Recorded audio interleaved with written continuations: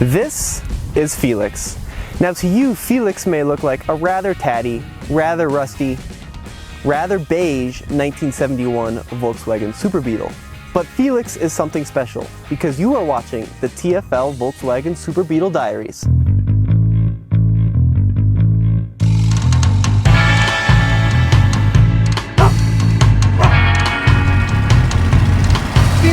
Okay, so what are the Beetle Diaries? Well, we at TFL figure that just about everything that can be done with a Beetle has been done with a Beetle. They've been used as police cars in Germany, as taxi cabs in Mexico, and race cars in Africa. So we're going to do everything we can with the Beetle. We're going to take it up Goldmine Hill. We're going to take it up the Ike Gauntlet. We're going to do MPG loops. We're going to do every test that we have at TFL with this 1971 Super Beetle, and we're going to document it and share it with you guys. Now the little Beetle did have rather austere roots. It was designed under Hitler's Nazi Germany by a guy named Ferdinand Porsche, and the design requirements were simple. The vehicle had to be able to carry 2 adults and 3 children at 100 kilometers per hour while not using more than 7 liters of fuel per every 100 kilometers. That's equivalent to about 32 miles per gallon US. Now the vehicle also had to be, and I quote, air-cooled because not every country doctor had their own garage. Now what does that mean? Well, back in the 1930s, vehicles used water as their coolant, and water freezes in the winter unless the vehicle was stored in the garage.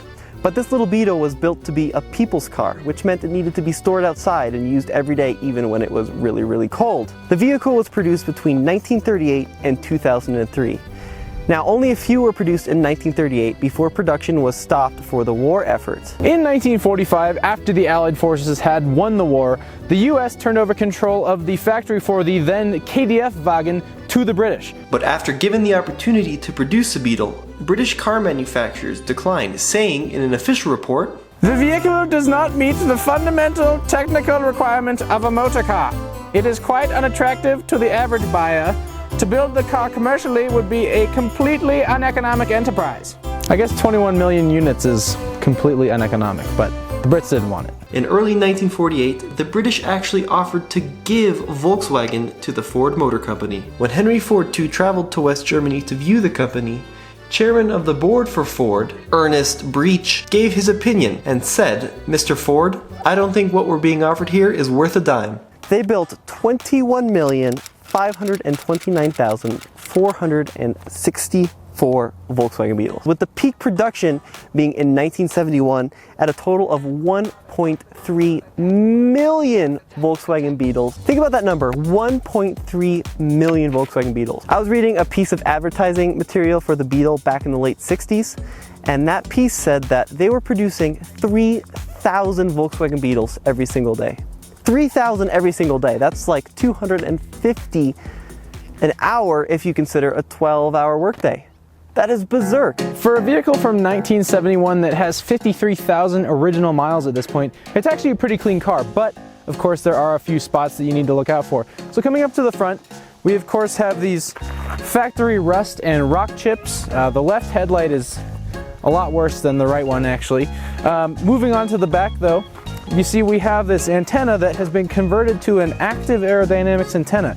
See, when you brake, it moves forward like an air brake, and then when you accelerate again, it sweeps back to let more air through. The reverse lights, so far as we can tell, don't work. The indicators didn't work either. We fixed that because it was a pretty necessary item. And then the last big bad spot is this weird missing paint right next to the license plate. But overall, it's fairly clean for something that has 52,000 original miles. Oh yeah, that was shoulder bump right there. But a little bit of a bump. Michael, we're a little close in here. You ready for this? Yep. Oh, purrs to life. Look at all the fine people enjoying the lake today, Tommy.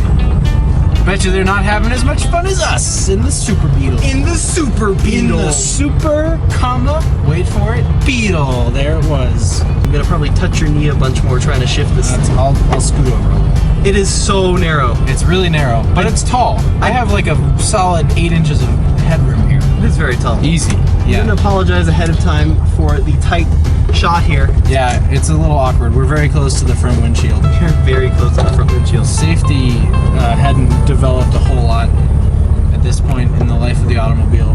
So by the late 60s and the early 70s, Volkswagen was really feeling the pressure. This vehicle was their main seller, as it had been for decades. But there was more competition both from the Japanese and the Americans, and Volkswagen needed to keep this car relevant. So what did they do? Well, in 1971, they revealed the Super Beetle, and it looked completely different. It didn't look different at all. It actually looked almost exactly the same, but there were some changes to the Super Beetle. Now you hear the word Super Beetle and you're probably thinking, wow, great, it's got some massive engine like a 2-liter or a 2.5 liter. But the engine in a 1971 Super Beetle and Standard Beetle are exactly the same. All the changes came up front. So what are these changes? Well, I've got a little cheat sheet here because they were numerous. First off, a Super Beetle is about 2 inches longer than a comparable Beetle, and it's 1.4 inches wider, yielding a 0.79 of an inch longer wheelbase. Now those dimensions don't sound all that different, but what it did mean is Volkswagen was able to fit 43% more luggage space in the front trunk, or frunk, largely due to the fact that the spare tire lies flat on a Super Beetle where it stands upright on a Standard Beetle. So essentially this is a Porsche. Right. It was designed by Ferdinand Porsche. It was designed by him. Has the same engine, basically. Yeah. Similar engine. Pretty much. A Boxer. Four-cylinder Boxer. air-cooled. Air-cooled. Independent front suspension and independent rear suspension. Wow, look at that handling. That was spirited. That was a spirited turn at 20 miles an hour. That was 23, Mike. Excuse me, 23. Alright, so it's time for another segment of Cool Tech with Mike. This time in the 1971 Volkswagen Super Beetle. There's not a lot of tech in this Volkswagen, and one of the first things is actually broken. So our turning indicator will turn on, but it won't actually return after you unturn the steering wheel. That's broken. The radio doesn't work, but we do have a few things that do work. So for example, the windshield wipers do work. A fun fact about those, they actually go faster with a higher engine speed because the generator produces more amperage and it makes the windshield wipers move a little quicker when you're going faster. This is for the headlights. Those do work, fortunately. And these two knobs right here are very high tech. These are your fresh air vent knobs. Of course, we have a very high tech ashtray with a screw and a penny in it that also has the shift pattern on it very conveniently. And then you have the hazard light knob. That works, fortunately. You can see right there, it is showing that we are in a hazard. This right here is the warning indicator to tell you if your brakes have failed, and you can push the button to make sure that the bulb is in fact working before you take off, so that should your brakes stop working, you at least will know about it. And then finally, the little knob to the left of the brake indicator is the fan heater. Heater fan? Heater fan. Heater fan. That doesn't work. Oh yeah, and then in the glove box, you have this really high-tech little lever that opens the frunk. Oh wait, you forgot one, Michael. What did I forget? The little... Oh yeah. And, well, it's kind of broken, but that opens the fuel door. Very high-tech. Cows like Felix. I speak cow. By 71, people in the US were still driving massive, unfuel efficient, heavy, slow, cumbersome land barges. Think Ford LTD, Chevrolet Caprice. This car was a completely different way of thinking, and maybe that's why it stirred such a movement in the 1960s. And the Volkswagen Beetle at the time was very efficient, but I have a copy of the original manual here, and they give you even more ways to drive this small little car efficiently.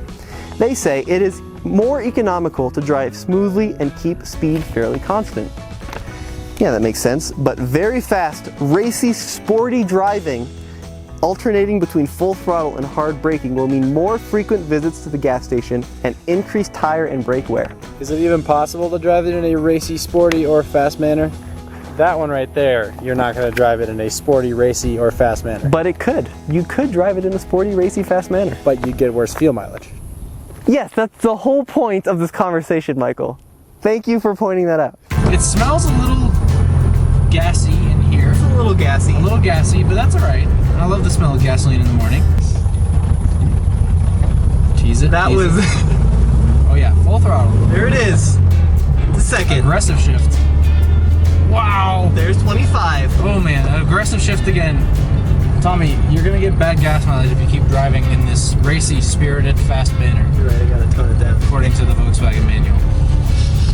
Ooh, it smells like some 85 octane regular gas. Smells like the 70s right there. Yeah. A few days later, we actually found out why it smelled so much like gas. Michael forgot to tighten the gas cap. Okay, Michael, this is your official backseat test. Oh boy. Now these seats do fold forward. Oh. Okay, well, one of the seats folds forward. Gotta be broken. Ooh, that is snug. Okay. Oh yeah. Oh. Well, that is sort of back. So you're supposed to be able to carry 3 small German children, right? We do have ashtrays for the German children. Because apparently the German children They smoke heavily. The one thing I will say though is that the headroom throughout the Beetle is awesome. Oh, excellent headroom.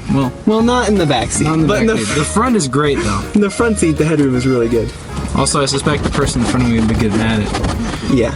that. The monstrous power plant under lock and key in the Volkswagen.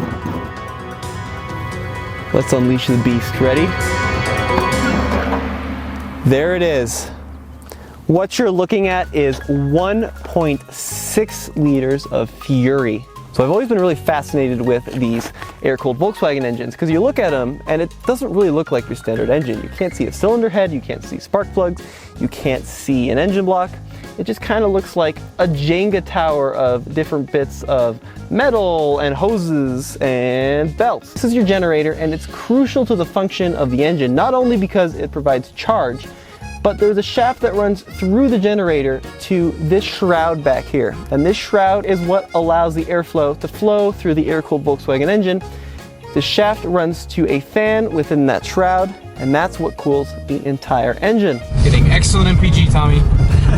What's it supposed to get? Well, there was an ad that said Volkswagen, an honest 25. Nobody normally drives like this? That's precisely your point. Nobody normally drives like most of those tests. Honest 25. Which is pretty terrible when you think it's only a 1600cc that makes 60 horsepower. As opposed to like a dishonest 25. So this has been the first episode of the TFL's Super Beetle Diaries. Yep. And we've got episode 2 coming for you real soon, where Michael is going on an epic road trip. Yes, I will be venturing down to the fine city of Colorado Springs, Colorado, because actually Volkswagen invited me down there to see something pretty cool. So that'll be the next episode of the Super Beetle Diaries. But for the Fast Lane Car, I am Michael Curtis. And I am Tommy Micah. Be sure to stay tuned, and we'll see you guys